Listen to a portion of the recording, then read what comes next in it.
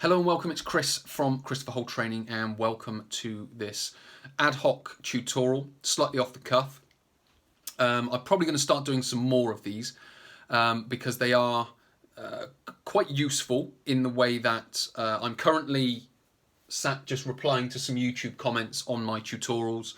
So I get many comments: back pain, core strength, posture, fitness, strength conditioning, so on and so forth. And this question is from Tyler. So Tyler, this is in some respects the answer to the question. And he's asking me about a specific method that he's following for improving his posture. And he's wondering what my thoughts are on it. So I've had a look through it, and it comes back to, so when I used to teach, and so I used to teach the level 2 and the level 3 course in the UK to qualify fitness professionals, or to qualify to the entry level courses to get them into the fitness industry. And you get many different types of individual in there. You get people who are into CrossFit, people who are into running, people who are into yoga, people who are into general fitness, so on and so forth. So you've got many different sort of slants on the way that people train. Now, the perspective I come from is the one common thing between all methods, between all different types of training, all different types of stretching, and that's the human body. So what that basically means is I strip back all the different methods that are out there that people say, oh no, you've got to do this method over this method because this method is better than that method. So there are all these people sort of, in some respects, arguing about how good their own method is. Now, from my perspective, as I mentioned, I come from, the human body. That's the one common denominator between all these different methods. So what that basically means is, if we take this example of posture training, and then if we put that into one type of posture training, which is for kyphosis, which is where the sort of the back gets hunched over and the shoulders come forward. You can go out there, you can find different experts, and they can say, right, do this stretch, and that stretch. And then you'll go to a different expert and they'll say, do this stretch, and that stretch. So who's right? Well, it comes down to two fundamentals. And what those two fundamentals are is what the human body is asking for. So what that basically means is, if we are in a hunched posture, we want to elongate the thoracic spine, which is coming up here, and pull back the shoulders at its most fundamental level. There could be other compensations going on within the body causing it, but let's just go with that example for now. So there are two fundamentals. So what you want to be looking at is, are these training programs achieving those two things? Are those stretches and those exercises in that method achieving the thoracic spine being elongated and the shoulders coming back?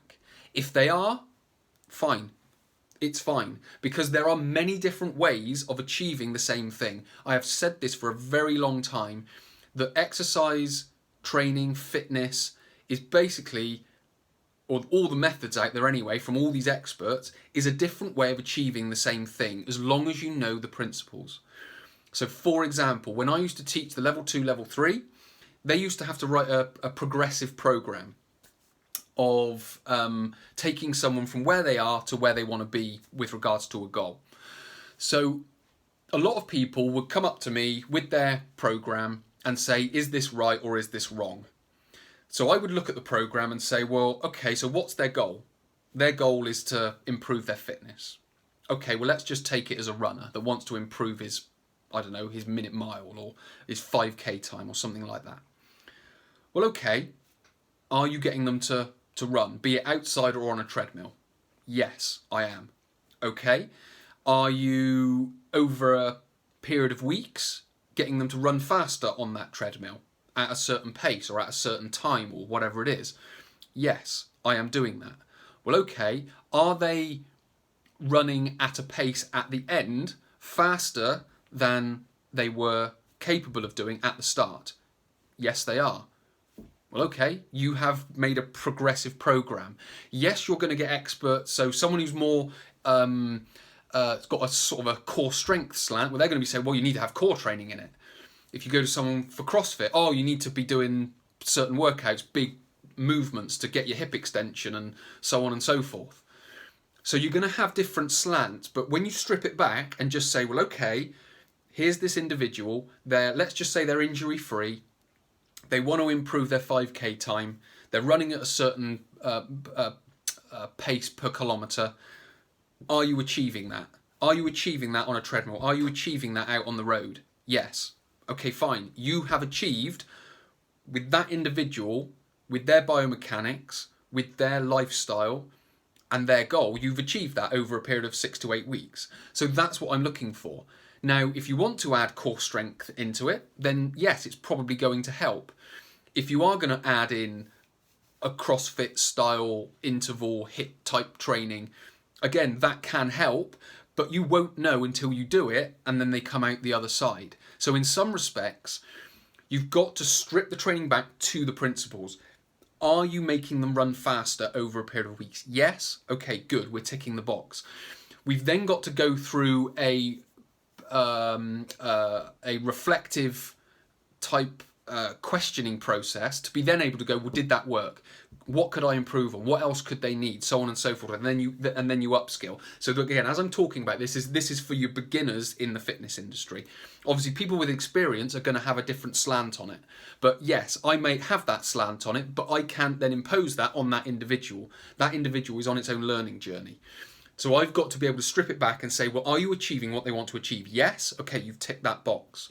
So what I'm trying to say is, with regards to posture training, with regards to fitness training, with regards to whatever training, you've got to take into consideration the individual that stood in front of you, the goal that they want to achieve, and the inherent biomechanics of the human body. So again, I will summarize by just going through that posture training example again.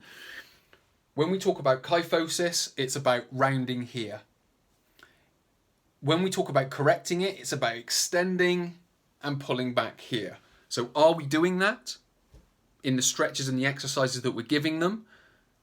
Okay, we can tick the box. Yes, there are better and different ways and nuances to certain methods, but that again, that's a slightly more advanced conversation. But for the basics, for most people, all you need to worry about are the basic fundamentals. And when it comes to posture training, is what posture are you in? What posture you want to be at? Is the training program you're using taking you from A to B? You can then only do that once you go through it and then reflect back on, okay, has it improved? What worked? What didn't work? So on and so forth. So when I'm planning for people who are face-to-face clients, I have a very easy feedback process because I have that person in front of me. When it comes to online training, I have to teach the principles because I can't see that individual unless they go through some sort of online training consultation type process with me. Then I can't give them the specific answers for them. I can only guide them through the principles so they can educate themselves on the subject.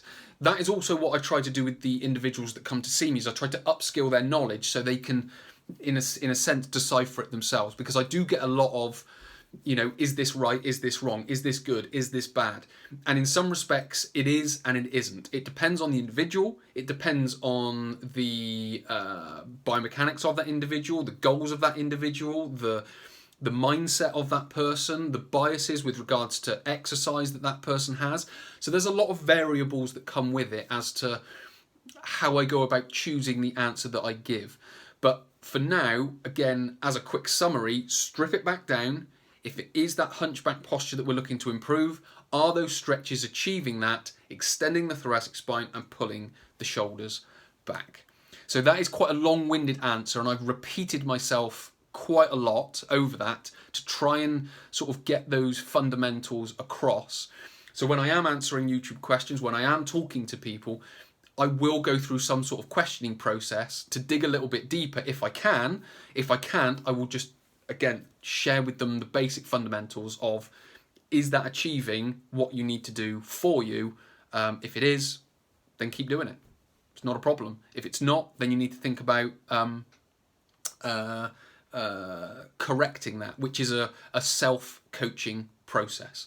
So many thanks for watching. Hope this has been useful. My name is Chris from Chris Pole Training. I'll speak to you in a new video.